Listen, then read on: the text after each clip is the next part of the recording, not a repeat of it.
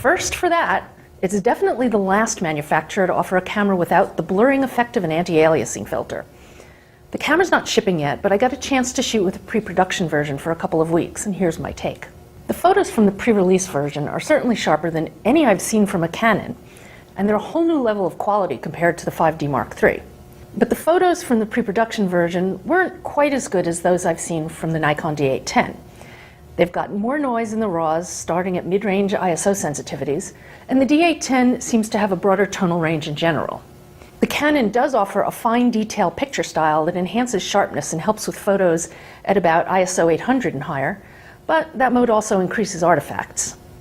The higher resolution does help in cases where the focus is slightly off, though, making scaled-down images look a little sharper than they might have otherwise. Plus, the 5DSR did a little better than the Nikon when it came to moiré. In fact, it was really hard to find any. And the video, even though it's only 2 megapixel HD, looks a lot sharper than from Canon's other models. The price you pay for all those pixels is performance. Once again, this is a pre-production model, but moving all that data through the image pipeline, even with dual processors, does take its toll.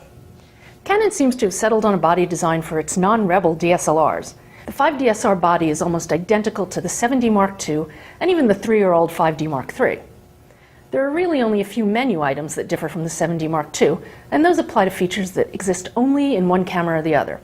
For example, the 5D tail has the fine detail picture style, a delay option when shooting with the mirror in the locked and upright position, and an option to retract an STM lens on power off.